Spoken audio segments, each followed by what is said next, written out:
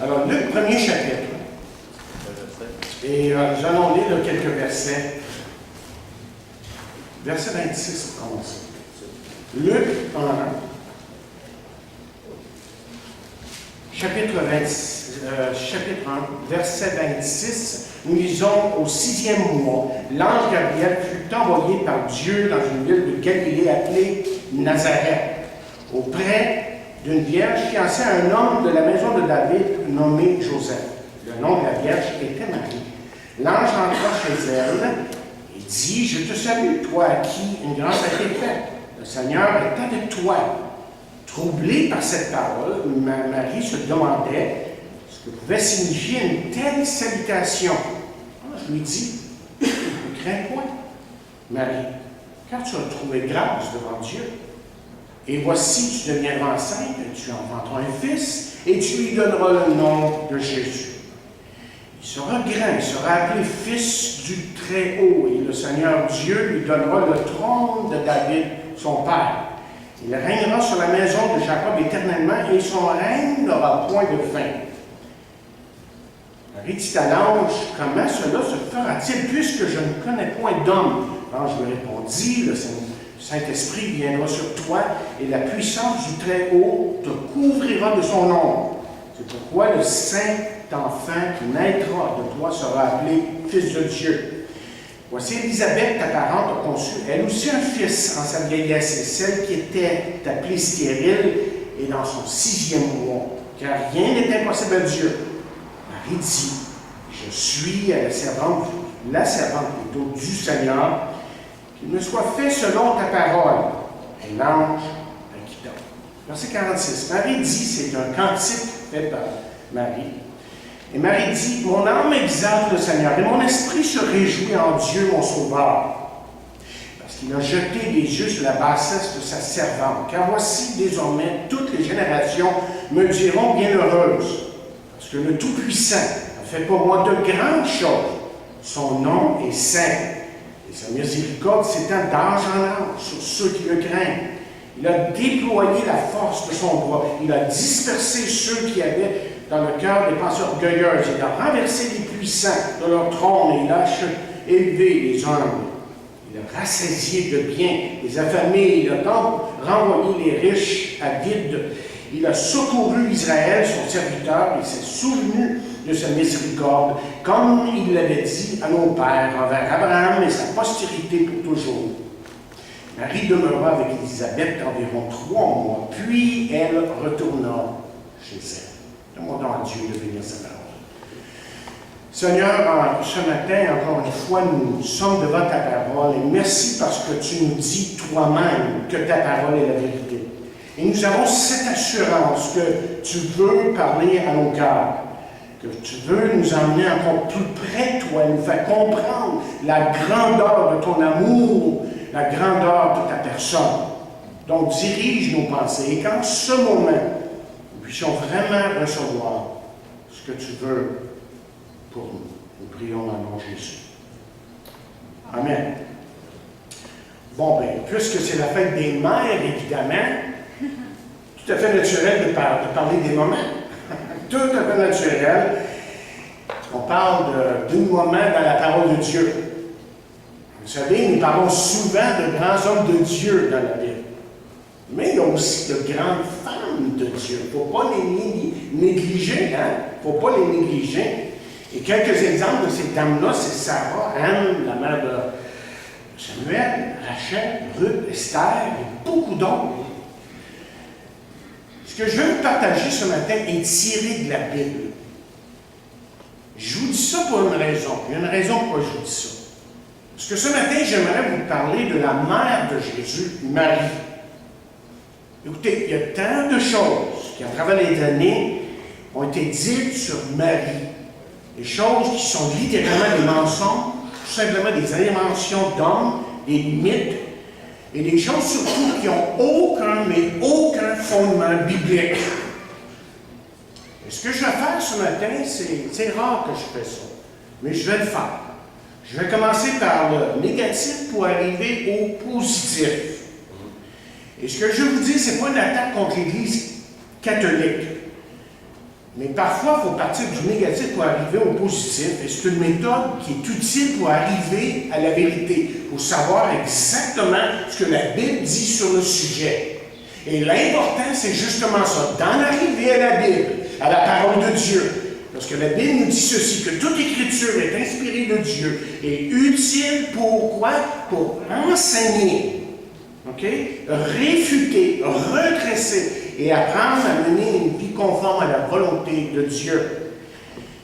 Et Jude, juste avant l'Apocalypse, une petite épître, d'un chapitre seulement, mais tellement importante comme épître, et il va dire ceci, il va ajouter son grain de sel en disant, bien-aimés, comme je désirais vivement vous écrire au sujet de notre salut commun, je me suis senti obligé de le faire afin de vous exhorter à combattre pour la foi, et ça c'est la croyance, là, c'est pas la confiance, c'est le mot foi, comme j'ai souvent dit, peut être utilisé de différentes façons, et ici dans le sens de ce qu'on croit, il dit à combattre pour la foi qui a été transmise aux saints, aux chrétiens, une fois pour toutes.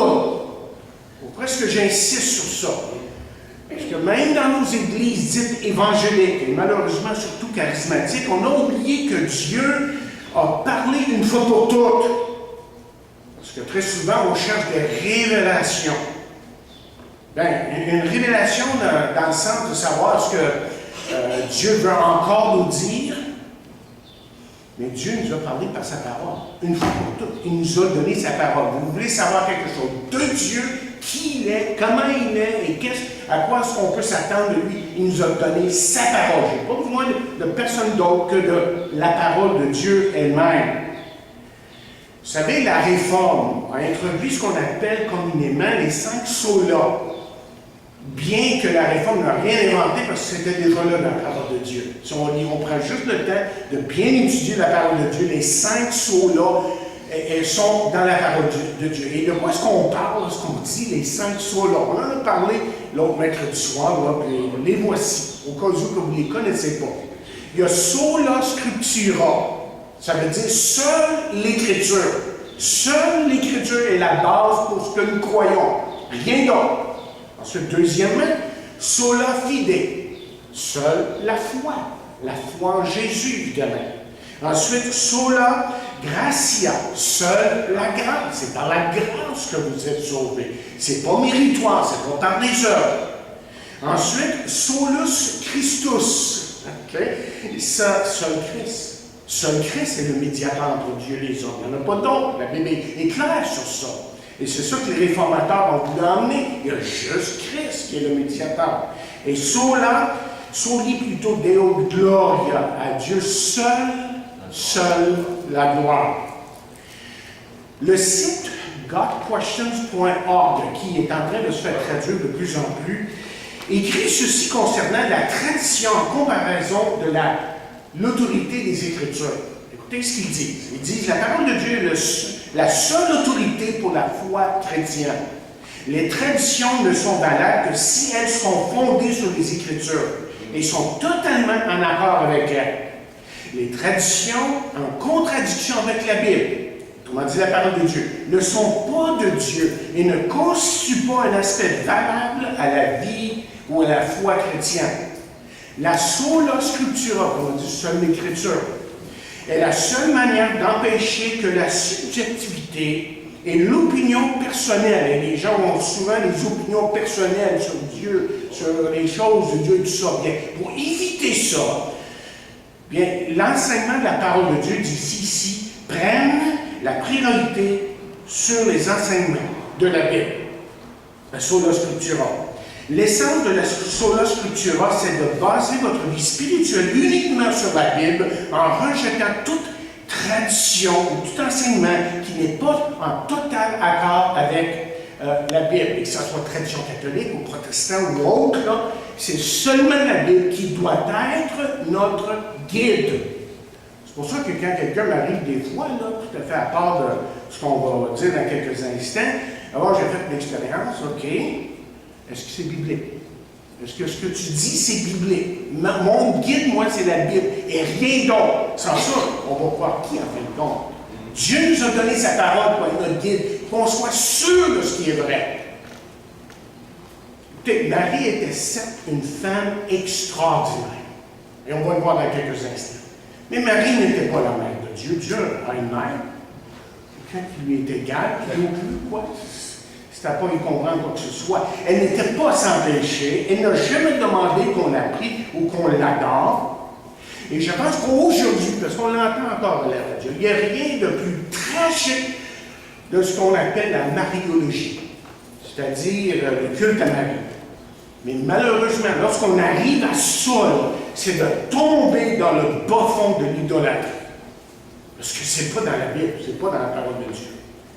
Et on nous dit que la théologie sur Marie s'est développée, la pensée de la théologie derrière tout ça, là, depuis le 4e siècle, et c'est seulement au Vatican II que les dernières retouches, si vous voulez, ont été faites. Alors, c'est une doctrine qui a évolué, si vous voulez, jusqu'à un certain point. C'est comme si, et je partageais ça avec quelqu'un hier, il dit, c'est comme Dieu, à travers les siècles, a dit à quelqu'un, à certains illuminés, leur dire, bon, ben, ah oui, en passant, le Marie, là, c'est ça. Puis 1000 ans après, ah oui, j'ai oublié de te le dire, là, Marie, il faut ajouter ça. Ça n'a aucun sens, n'est-ce pas? C'est pas comme ça que la parole de Dieu marche.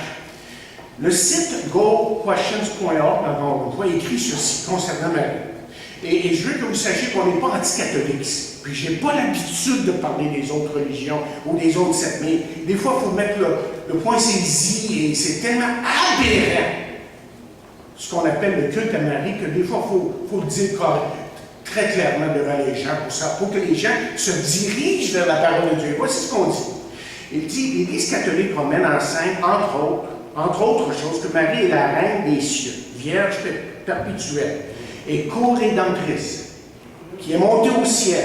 Dans les Écritures, elle est décrite comme une servante de Dieu obéissante et pieuse qui est devenue la mère de Jésus. Okay? Et là, je vais dire quelque chose qui va peut-être ébranler certains chrétiens. Il dit, aucun des autres attributs mentionnés par l'Église catholique romaine n'a de fondement dans la Bible. L'idée selon laquelle Marie est la co-rédemptrice, un autre médiateur entre Dieu et les hommes, est non seulement extra-biblique, je ne dis pas dans les Écritures du tout, mais aussi non-biblique, contraire aux Écritures, tout à fait contraire de ce que les Écritures disent. Acte 12 nous dit qu'il y a un seul sauveur qui est Jésus, 1er Timothée, 2,5 proclame que Jésus est le seul, c'est très clair, le seul médiateur entre Dieu et les hommes. Et voici ce que je voulais dire, je voulais lire surtout là. Le même site, qui est un site sérieux, ajoute ceci. Il dit, il y a aussi le fait que les pratiques d'un grand nombre de catholiques deviennent des traditions officielles de l'Église catholique romaine. Par exemple, l'Église catholique romaine n'enseigne pas officiellement aux catholiques à adorer Marie, mais plutôt de l'honorer et à la vénérer. Moi, je ne vois pas grande différence dans ces mots-là, mais en tout cas, c'est ça que l'opinion de celui qui écrit. Mais il y a probablement du vrai dans ça. Il dit toutefois, par observation, il s'avère assez clair que plusieurs catholiques adorent Marie dans la réalité. C'est dû au fait que l'Église catholique romaine ne fait pas correctement son travail d'enseignement et d'explication de ses doctrines. Beaucoup de catholiques ignorent totalement le vrai sens des doctrines et pratiques catholiques. Et certains de nos articles, référents au site, là, certains de nos articles sur les catholiques pourraient constituer beaucoup plus une réponse à des pratiques non bibliques d'une partie de la plupart des catholiques qu'à des positions officielles de l'Église catholique romaine. OK? C'est juste pour vous expliquer là, que ce que des fois on entend de la part des gens, c'est que les gens sont complètement dans l'ignorance en ce qui a trait à ce que leur Église enseigne. OK? Il faut faire attention des fois de juger les gens. Mais quand même, il faut ajouter ceci. Je pense que si Marie savait ce que certains disent d'elle aujourd'hui, qu'elle en serait renversée sur certaines des notions qu'on dit bibliques, qui ne sont pas du tout bibliques. Mais vous voyez, il y a un problème. Le problème, c'est que nous, évangéliques, avons tendance, à cause de certaines exagérations, d'oublier Marie et de ne pas lui donner la place qui lui revient. Pour nous aider à saisir ce que j'aimerais vous communiquer ce matin, posons-nous la question suivante. Quelle importance devons-nous donner à Marie Ou quelle place lui revient-elle dans la parole de Dieu? Alors, on veut être biblique ce matin. Mais considérons 4 choses, brièvement. D'abord, Marie a été choisie pour une mission. Dans le verset 28 que nous avons lu, il est dit « Une grâce a été faite ». Mais une grâce est un don mérité, immérité, ce que c'est, une faveur imméritée.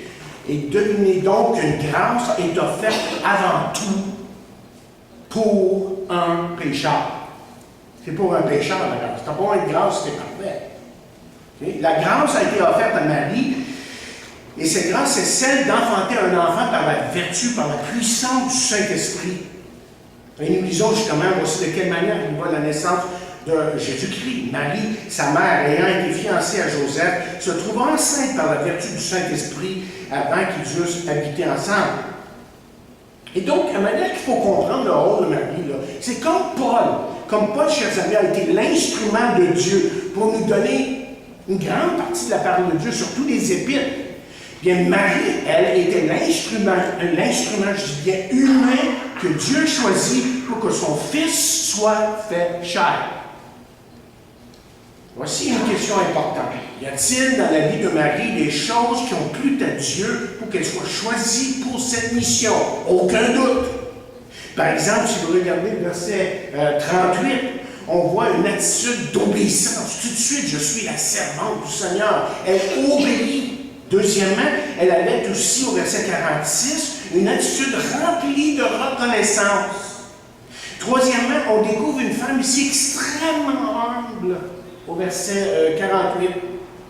Et là, au verset 50, toujours au verset 50, on voit que ceux qui craignent l'Éternel, là, elle parle de ceux qui craignent l'Éternel, mais s'éloignent du péché. En tout cas, c'est l'idée. Je ne l'ai pas là. Et effectivement, ce que la Bible dit concernant tous les êtres humains sur cette terre, à part Jésus, évidemment, que tous ont péché et sont privés de la gloire de Dieu. Et ça, chers amis, ça inclut Marie aussi. Marie n'était pas sans péché. Ça, c'est un mensonge. Tout simplement en compétition avec les Écritures. Et je pense que si on regardait, là, on faisait une étude de tous les personnages qui étaient là à la nativité, là, comme Siméon et Anne, il y avait d'autres personnages, Joseph lui-même, et d'autres, Élisabeth, le mari de Zacharie, le mari de... C'était tous des personnes là, qui ressemblaient à Marie, reconnaissants, obéissants, humbles, des personnes qui cherchaient à vraiment servir Dieu, à vraiment fuir les choses du monde, le péché.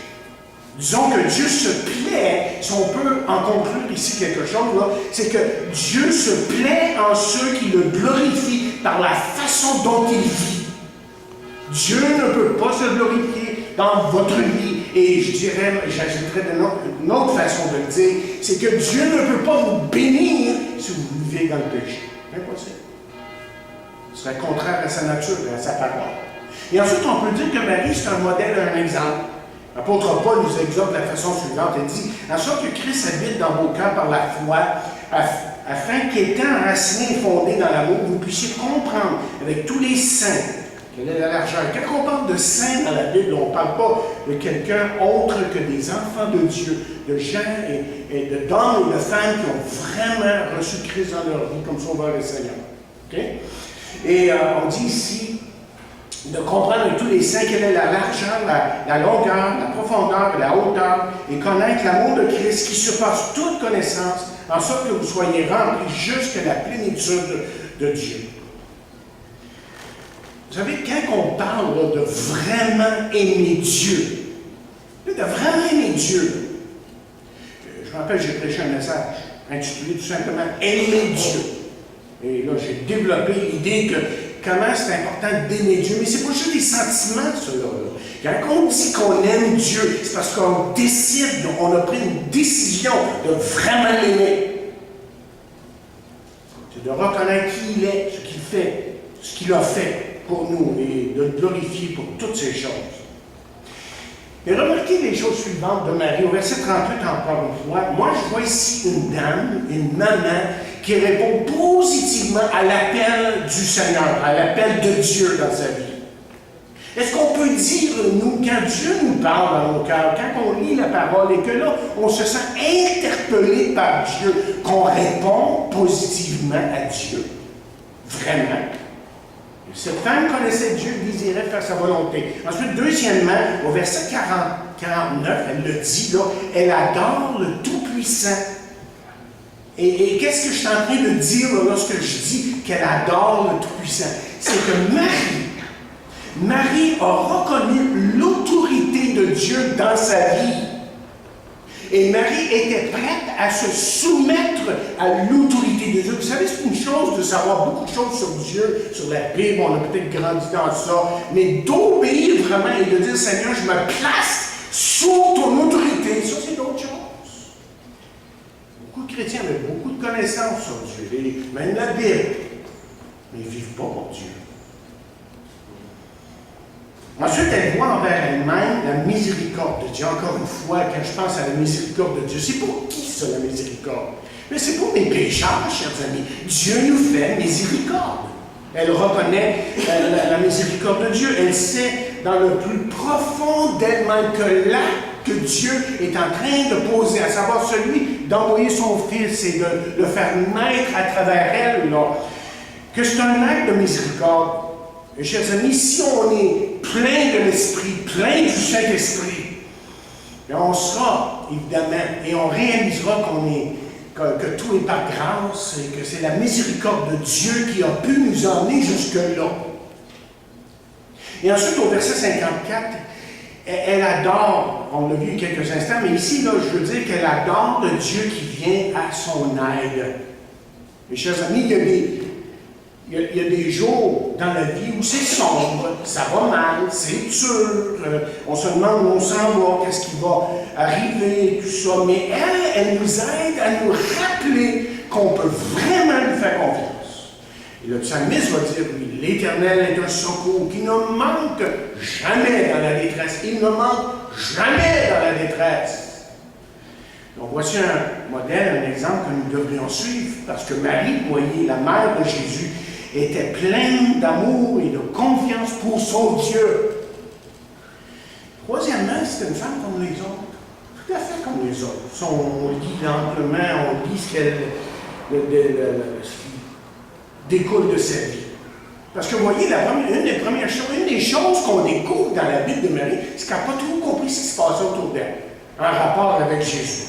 Et on lit, quand ses parents le virent, et là, on parle quand Jésus avait 12 ans, on a appelé le petit épisode qui a eu lieu. Ils furent saisis d'étonnement et sa mère dit, mon enfant, pourquoi tu agis de la sorte avec nous? Voici ton père et moi, c'est ma femme. Nous te cherchions avec angoisse. Il leur dit, pourquoi me cherchez-vous? Ne saviez-vous pas qu'il faut que je m'occupe des affaires de mon père? Et là, la dernière phrase se lit comme ceci. Mais ils, les simples Marie, ne comprirent pas ce qu'il leur disait. Ils ne comprenaient pas. Elle n'a pas tout à fait saisi. Elle savait qu'il y avait quelque chose là. Mais encore, elle n'était pas arrivée à ce point où elle allait comprendre un jour. Vraiment, la teneur de ce qui lui est arrivé lorsque ce bébé est né et quand cet enfant est en train de grandir. Quelqu'un écrit, si Marie n'avait pas été loin de Jésus, elle n'aurait pas perdu Jésus. Ça s'applique pour bien, ça s'applique pour chacun de nous, c'est pas juste Marie, ça là. Hein? Si Marie n'avait pas été loin de Jésus, elle n'avait pas perdu Jésus. C'est bien dit. Mais imaginez la douleur de Marie là, lorsque son fils, à travers son ministère, a été rejeté par bon nombre de gens. Et justement, il est écrit dans Matthieu 13, il était pour eux une occasion de chute. Mais Jésus leur dit, un prophète n'est méprisé ou n'est méprisé, ce soit que dans sa patrie et dans sa maison. Et ils ne firent pas beaucoup de miracles dans ce lieu à cause de leur incrédulité. Ça a dû briser le cœur de Marie. Parce que Marie savait qu'il y avait quelque chose de spécial en lui. Mais enfin, imaginez lorsqu'elle l'a vu crucifié sur la croix. Là, debout devant son fils, elle se tenait devant cette croix terrible. Et vous voyez, Marie est comme toutes les autres mères. Son cœur est brisé, évidemment, de voir son fils sur une croix, troué comme un criminel, en le voyant traité par des gens qui ne comprenaient pas, évidemment, sa mission et son message. Et dernière chose que j'aimerais dire ce matin, c'est que Marie était un disciple de Jésus. Alors, on sait, les événements se sont succédés l'un après l'autre. Ils ont jugé Jésus et enfin, ils l'ont crucifié. Mais la Bible nous annonce, et il y a eu des centaines et des centaines de témoins oculaires que le troisième jour, Jésus est ressuscité, c'est-à-dire qu'on l'a vu après là. Et pendant 40 jours, Jésus est revenu pour rassurer ses disciples et des centaines, comme j'ai dit il y a quelques instants, de personnes l'ont vu. Ils ont dit, voyons donc, c'est lui qui est revenu. Et puis, après ces 40 jours-là, Jésus est retourné au ciel en leur disant d'attendre la puissance d'en haut dans la chambre haute. Et là, la question, c'est celle-ci. Où se trouve Marie après l'ascension? Écoutez bien ce que Actes des Apôtres, 1er chapitre, verset 14, nous dit. C'est très important pour que vous puissiez nous faire une idée de ce qu'était Marie après la mort et l'ascension de Jésus. Il est dit tous d'un commun accord persévéraient dans la prière avec les femmes. Et là, spécifiquement, on dit, et Marie, mère de Jésus, et avec les frères de Jésus. Wow! Parce qu'il y a un évangile où, dans l'évangile, on découvre que les frères et les sœurs de Jésus, et il y a eu des frères et des sœurs, c'était pas des cousins, c'était vraiment des frères et des sœurs. OK? Et à un moment donné, dans les évangiles, on dit qu'eux non plus ne croyaient pas.